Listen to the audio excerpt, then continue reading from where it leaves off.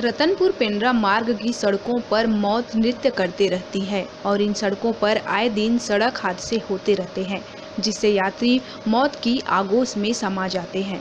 घुमावदार सड़कें, घाट और सड़कों का खस्ता हाल इसका प्रमुख कारण माना जाता है। तो ऐसा ही एक बड़ा सड़क हादसा सामने आया है। इलाहाबाद से दुर्ग जा रही नरेश ट्रेवल्स की बस केंदा के पास सुबह 5:30 बजे कारियाम के घाट में जा गिरी।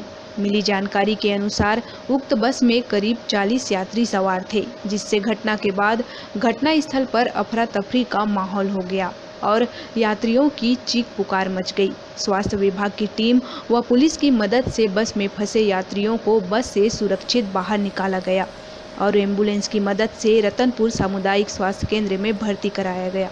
इस तरह 40 में से लगभग 32 लोग घायल थे तथा उनमें से 2 लोगों की मौत हो गई थी, जिनमें कुछ घायलों को रतनपुर सामुदायिक स्वास्थ्य केंद्र के चिकित्सा प्रभारी डॉक्टर विजय चंदेल के द्वारा तत्परता दिखाते हुए उनका प्राथमिक उपचार किया गया और कुछ की हालत गंभीर होने पर उन्हें बिलासपुर सिम्स रेफर किया गया। उक्त घटना की जानकारी लगते ही जिला चिकित्सा अधिकारी, खंड चिकित्सा अधिकारी के अलावा विभिन्न विभाग के आला अधिकारी रतनपुर सामुदायिक स्वास्थ्य केंद्र में पहुंचकर स्थिति का जायजा लिया। इलाहाबाद से जो है दुर्ग जा रही थी बस, ये केंद्र के पास जो है मोड़ पे दुर्घटनाग्रस्त हो गई। उसमें जो है मरीज जो है, हमारी टीम जो है वहाँ पर जैसी खबर लगी पहुँच गई, प्रशासन की भी टीम पहुँच गई और 108 एम्बुलेंस के द्वारा सभी मरीजों को केंद्र शिफ्ट किया गया पीएचसी और रतनपुर सीएचसी में। इसमें लगभग कितने घायल हुए थे, कितने मरीज? अभी टोटल जो है वो अपन 24 मरीज जो है रतनपुर सीएचसी से सिम्स भेज चुके हैं गंभीर चोटों में। 2 व्यक्तियों की मृत्यु हो चुकी है, जिनको यहाँ मार्चुरी में रखा गया है।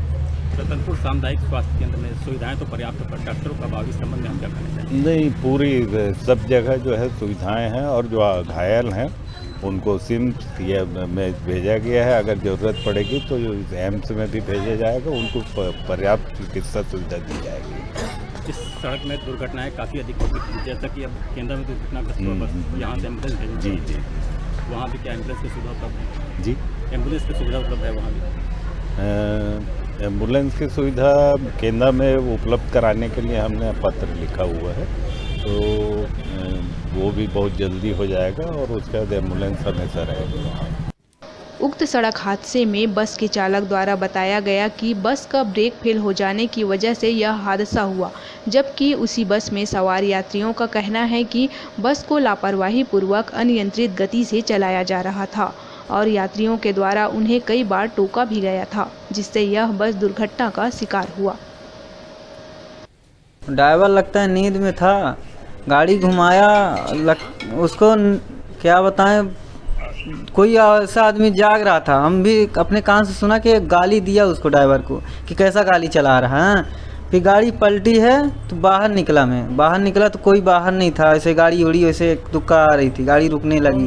हाँ, तो फिर रुकी गाड़ी, तो गाड़ी रुकी है तो फिर अंदर गया तो एक लेडीज़ का पैर कटा था। फिर मोबाइल ढूंढ रहा तो मोबाइल नहीं मिल रही थी। फिर सब पुलिस वाले लोग पहुंच ही गए तो निकाले जितना था, तो आदमी लोग को निकालें। हाँ, और एक तो इस पार्टी में ख़त्म हो गया था। हाँ, इस पार्टी में ख़त्म हुआ, फिर क्रेन लगा के खिंचा रहे हैं बस को। अब देख रहे हैं क्या हुआ। अभी तो हमको लेके चले आए हैं। आपको क्या लगा, गाड़ी काफ़ी स्पीड में थी? गाड़ी अब स्पीड में तो थी, तभी तो पलटी है। अगर स्पीड में नहीं होते तो ड्राइवर तो कंट्रोल कर लेता। हाँ, इससे ड्राइवर भी नहीं है कि गाड़ी चला रहे हैं तो कंट्रोल नहीं रखेंगे। गाड़ी स्पीड में थी तभी ये पलटी है। कितनी बार पलटी खाई है बस बताएंगे? गाड़ी तो एक बार पलटी खाई है। गाड़ी एक बार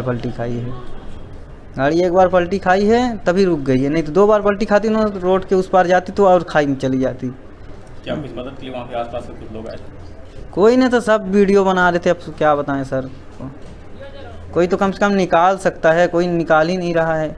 जो फंसे हैं तो फंसे हैं, हो गया। पुलिस अंकल लोग पहुँचे हैं तो कम से कम निकालें।